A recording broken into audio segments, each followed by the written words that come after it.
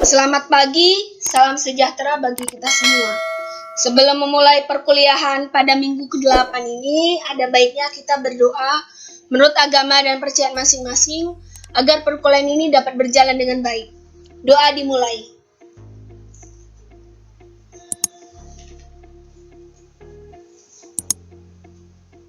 Doa selesai. Baiklah, pada minggu ke-8 ini kita akan membahas mengenai teori Nirmana Dwimatra. Untuk teori Nirmana Dwimatra ini akan dilaksanakan untuk 3 kelas. Pada tanggal 28 Oktober 2020 itu akan materi ini digunakan untuk kelas DG 1C. Kemudian tanggal 29 Oktober 2020 ini untuk kelas DG 1B. Dan tanggal 30 Oktober 2020 ini untuk kelas DG 1A gitu ya. Oke, kita mulai saja dari judulnya. Itu adalah fungsi, karakter, dan makna warna bagian yang pertama. Di sini kita akan membahas mengenai fungsi, karakter, dan makna dari segi fungsi warna dari susunan berjajar, makna warna dari susunan transparan, konsep warna dari susunan dekoratif, dan juga karakter warna dari susunan bertumpukan ya.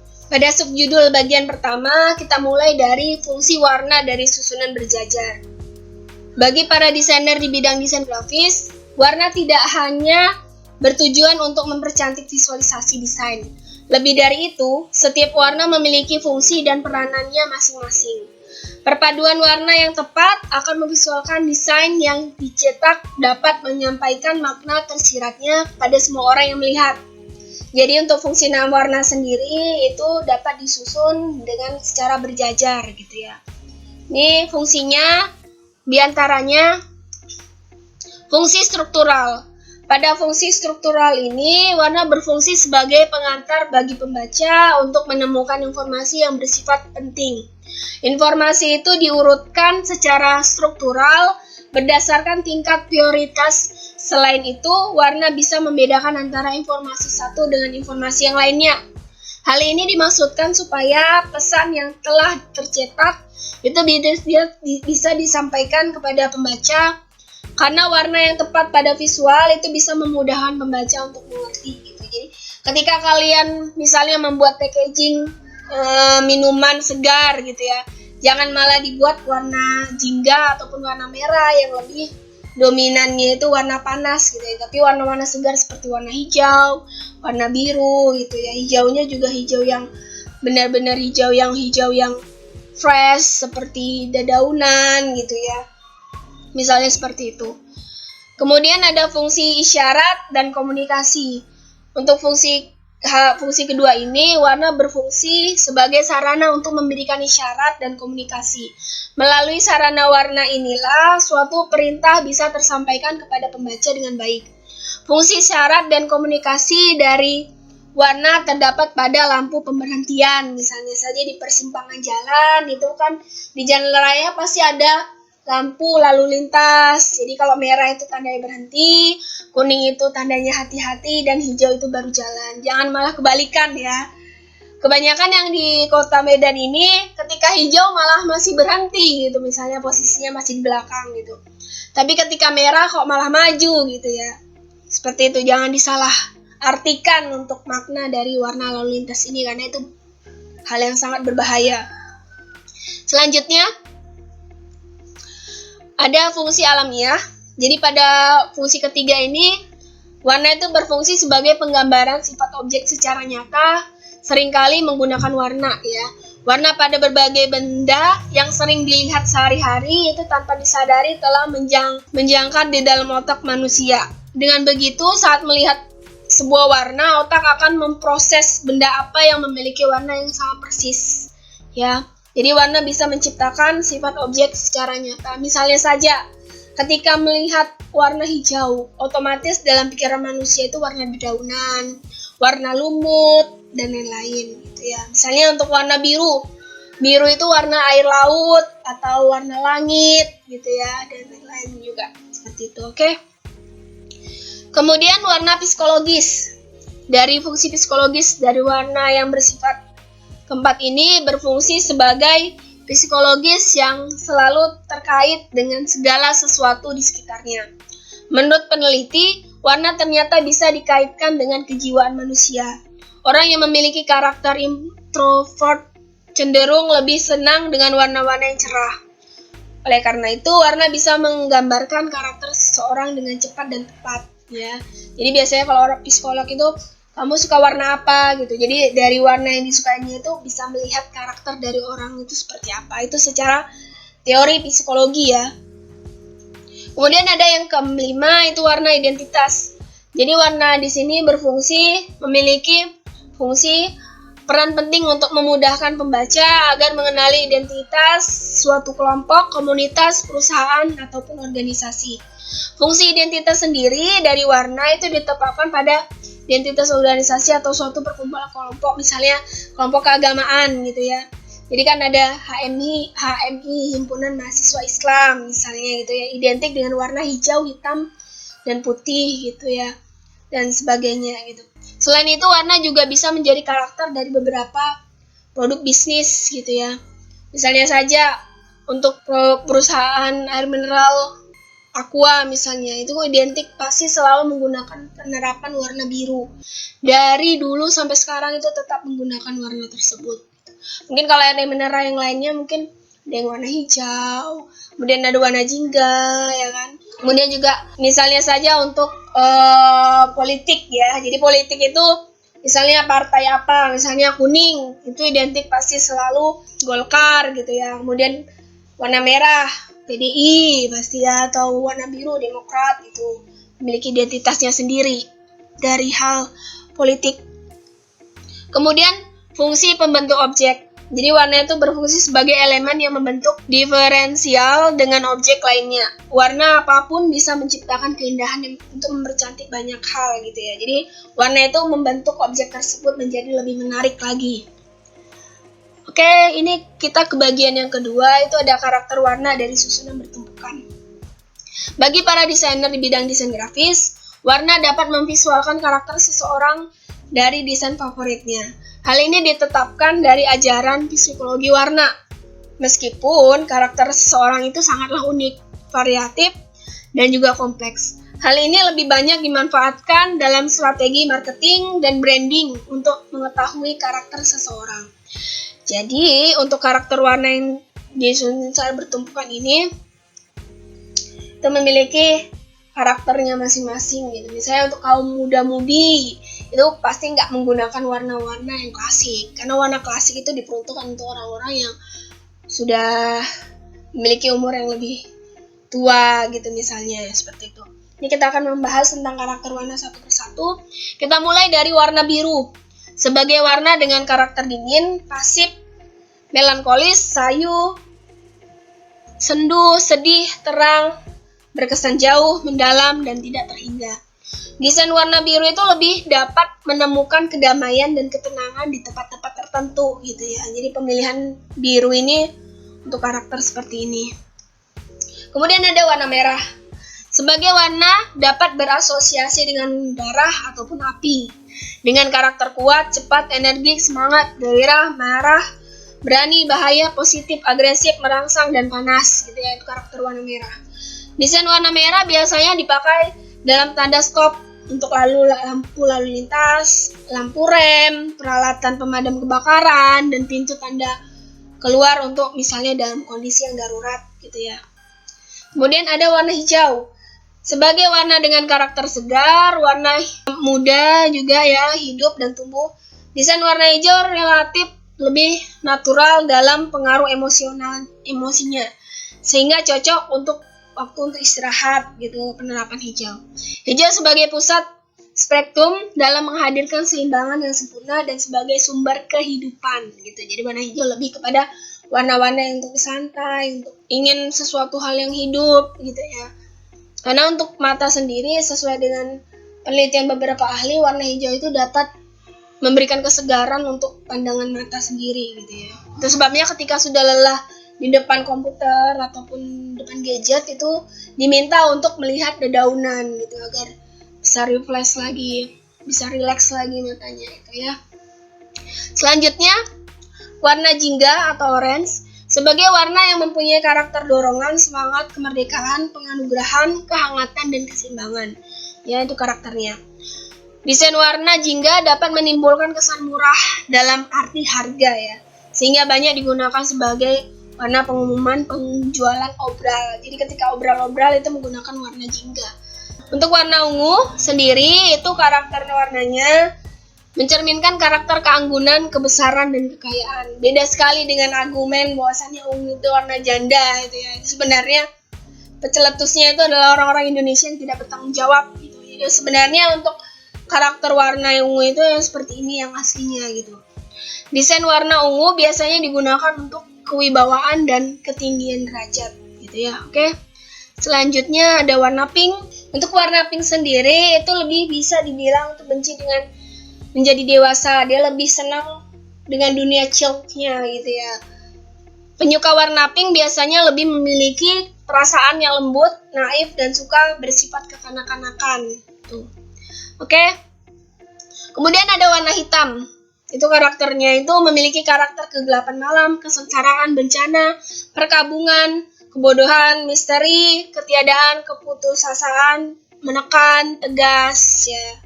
Dalam hal depresi gitu, oke? Tapi kebanyakan muda-mudi zaman sekarang ketika ingin keren gitu ya, menggunakan warna hitam gitu.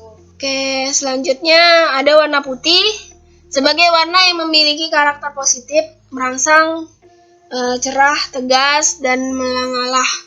Desain warna putih itu biasanya digunakan sebagai kostum pengantin wanita sebagai lambang kesucian, tapi juga simbol peletakan senjata dan juga tanda menyerah ketika sedang perang gitu ya. Jadi kalau misalnya menyerah, mengibarkan bendera warna putih tanda menyerah gitu ya. Itu untuk makna-makna warnanya. Selanjutnya warna abu-abu itu sebagai warna yang mencerminkan karakter dari suasana suram, mendung, ketiadaan sinar matahari secara langsung dan berkesan ragu-ragu gitu ya karakternya. Kemudian ada juga warna kuning itu sebagai warna yang mempunyai karakter terang, gembira, ramah, supel, riang, cerah, dan hangat. Desain warna kuning itu biasanya menunjukkan keadaan tenang dan hangat. Kemudian ada juga warna violet sebagai warna dengan karakter dingin, negatif, dan diam. Desain warna violet itu digunakan atau dimiliki oleh watak-watak yang melankolis, kesusahan, kesedihan, bela sungkawa, bahkan bencana gitu. Oke, ada juga warna coklat. Untuk warna coklat itu memiliki karakter bersifat seperti kedekatan hati, sopan, arif, bijaksana, hemat, hormat, tetapi sedikit terasa kurang bersih ataupun cenderung tidak cemerlang gitu, karena warna coklat itu lebih ke warna-warna yang kotor gitu ya, warna-warna yang klasik gitu ya. Selanjutnya itu ada bagian ketiga, itu makna warna dari susunan transparan. Bagi para desainer di bidang desain grafis, warna sangat mempengaruhi makna dari visualisasi desain. Hal ini diterapkan dari ajaran psikologi warna. Meskipun makna warna itu sangatlah unik, variasi dan kompleks, hal ini lebih banyak dimanfaatkan dalam strategi marketing dan branding untuk mengetahui keinginan pasar. Jadi untuk makna warna dari susunan transparan itu bisa dilihat dari, saya akan jelaskan satu persatu kembali. Itu warna kuning sebagai lambang kecerahan, kehidupan, kemenangan, kegembiraan, kemeriahan, kecemerlangan, peringatan, dan humor. Kemudian ada warna jingga itu sebagai lambang kemerdekaan, penganugerahan, kehangatan, keseimbangan, tetapi juga lambang bahaya. Jadi warna jingga itu dapat menimbulkan sakit kepala, dapat mempengaruhi sistem saraf, dapat menggetarkan jiwa dan menimbulkan nafsu makan ya untuk jingga ini. Kemudian ada warna merah, itu melambangkan sifat nafsu primitif, marah, berani, perselisihan, bahaya, perang, seks, kekejaman, dan kesadisan. Jadi warna merah itu bersifat menaklukkan, ekspansif, dan dominan ya, atau berkuasa gitu. Selanjutnya ada lagi warna ungu sebagai lambang kebesaran, kejayaan, kenikmatan, kebangsawanan, kebijaksanaan, dan pencerahan. Namun ungu ini juga sering melambangkan kekejaman, arogansi, duka cita, dan keeksotisan. Oke, kemudian ada juga warna violet sebagai lambang dari watak yang melankolis, kesusahan, kesedihan, bela sungkawa, bahkan bencana. Kemudian ada juga warna biru, itu karena dihubungkan dengan langit sebagai tempat tinggal para dewa yang maha tinggi, surga dan kayangan, maka biru itu dilambangkan sebagai keanugerahan, keyakinan, keteguhan iman, kesetiaan, kebenaran, kemurahan hati, kecenderungan, perdamaian, stabilitas, keharmonisan, kesatuan, kepercayaan, dan keamanan. Kemudian ada juga warna hijau sebagai lambang kesuburan, kesetiaan, keabadian, kebangkitan, kesegaran, kemudian keremajaan, keyakinan, kepercayaan, keimanan, pengharapan, kesanggupan, keperawanan, kementahan, belum berpengalaman, kealamiahan, lingkungan, keseimbangan, kenangan, dan keselarasan. Dan ada juga warna putih ya, sebagai lambang cahaya, kesucian, kemurnian, kekanak-kanakan, kejujuran, ketulusan, kedamaian, ketentraman, kebenaran, kesopanan, keadaan tak bersalah, kehalusan, kelembutan, kewanitaan, kebersihan, simpel, dan keharmonisan. Dan ada juga warna hitam, itu melambangkan kesedihan, malapetaka, kesuraman, kemurungan, kegelapan, kematian, teror, kejahatan, keburukan ilmu sihir, kedurjanaan, kesalahan, kekejaman, kebusukan, rahasia, ketakutan, seksualitas, ketidakbahagiaan, penyesalan yang mendalam, amarah, duka cita, kekuatan formalitas, dan juga keanggunan. Dan ada juga warna abu-abu, itu sebagai lambang ketenangan, kebijakan, kerendah hatian, keberanian untuk mengalah, turun tahta, suasana kelabu, dan keraguan-raguan. Kemudian yang terakhir itu ada warna coklat sebagai lambang kesopanan, kearifan, kebijaksanaan, dan kehormatan. Ini makna-makna warna tersebut saya ambil dari teori ya, jadi agak sedikit banyak dan panjang. Itu yang sudah disepakatin oleh seluruh orang. Kita lanjut ke konsep warna dari susunan dekoratif. Warna memiliki 3 dimensi, yaitu berupa warna yang tersusun dari hasil percampuran hitam putih sebagai porosnya, lingkaran warna yang melingkari poros, dan skema warna yang bergerak menuju poros. Sehingga dimensi warna pun dapat dilihat dari 3 dimensi warna versi Munsell. Ya, saya ambil dari versi Munsell. Itu dimulai dari dimensi nama warna atau sering disebut dengan hue. Nama warna dibedakan berdasarkan warna alamiah yang dimilikinya. Misalnya saja warna hijau apokat. Untuk menunjukkan warna hijau yang menyerupai buah apokat, itu yang mengidentifikasikan warna itu kepada suatu objek. Kemudian juga ada warna merah, gitu berarti itu berbeda halnya dengan warna kuning dan warna hijau dan warna biru, gitu. Karena warna merah itu adalah warna yang karakternya sendiri ada, gitu. Kemudian ada ini value atau dimensi nilai, itu tingkat atau urutan kecerahan warna berdasarkan perbedaan. Misalnya saja warna merah murni itu pasti berbeda dengan warna merah tua. Merah muda berbeda halnya dengan merah yang soft, gitu ya. Karena untuk warna sendiri kan banyak, seperti yang saya sampaikan, banyak sekali jenisnya. Selanjutnya ada kroma, itu adalah dimensi intensitas, kekuatan atau kelemahan dari warna. Daya pancar warna atau kemurnian warna, itu intensitas itu lebih mengarah ke gradasi sebenarnya. Berapa intensitas warna yang diterapkan dengan warna yang lain itu dicampurkan, itu intensitasnya berapa banyaknya, gitu. Tingkatan warna ya. Oke, seperti yang ditunggu-tunggu dan yang benar-benar dinanti-nanti oleh seluruh mahasiswa desain grafis, itu adalah tugas wajib dan tugas rutin. Untuk tugas wajib sendiri, itu menggambar karakter animasi yang berbeda dari tokoh animasi yang sudah ada pada suatu cerita dengan visualisasi yang original. Jadi karakter animasinya itu bisa menggunakan warna, asinan warna di tetap sketchbook ukuran A4 gitu. Tugas wajib harus didokumentasikan, jangan lupa. Kemudian tugas rutinnya itu mendesain kumpulan unsur-unsur bentuk, warna, dan tekstur berdasarkan irama repetisi. Jadi menggunakan arsiran warna atau pensil warna ya di sketchbook ukuran A4. Kita lihat contoh dari karakter gambar kelas kalian ya. Ini tugas wajib. Jadi ini karakter Popeye yang new, original buatan sendiri. Jadi karakter boleh diambil dari yang karakter sudah ada, didesain sedemikian rupa menjadi suatu hal yang lebih baru lagi dengan warna ya. Kemudian juga di sini ada juga karakter pemain bola atau pelari, saya juga, atau benten, saya juga kurang terlalu paham dengan karakter yang dia buat. Dengan karakter yang pembaharuan, atau mungkin ini mungkin Sonic ya, Sonic yang memiliki lari yang cepat. Oke. Selanjutnya ini juga karakter kartun ya, dengan penggambaran yang dia pikirkan gitu. Mungkin ada ceritanya sendiri nih. Kemudian di sini juga ada karakter yang sudah ada, dibuat sedemikian rupa, diinovasikan. Kemudian ini juga ada karakter yang mungkin berbeda halnya dengan karakternya sebelumnya. Itu untuk tugas yang wajib ya. Dari karakter-karakter yang sudah ada dibuat seinovasi mungkin gaya kalian sendiri gitu ya. Selanjutnya untuk karakter ini ya memang harus sama dengan karakter yang sudah ada agar orang lain itu bisa tahu oh ini karakter ini gitu. Jadi tinggal dibuat kebaruannya gitu, diinovasikan dengan gaya kalian sendiri gitu ya. Nah, selanjutnya ini tugas rutin.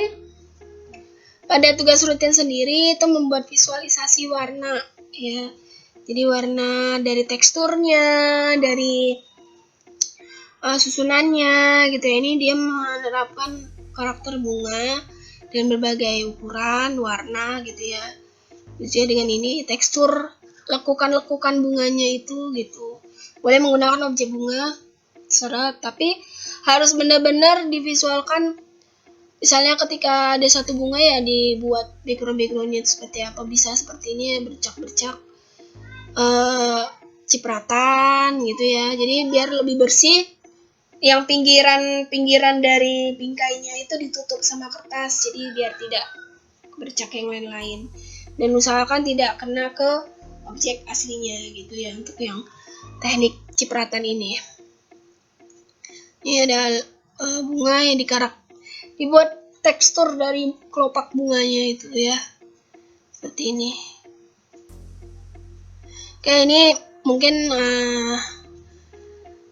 tekstur dari sisikannya gitu ya dan sebagainya. Oke.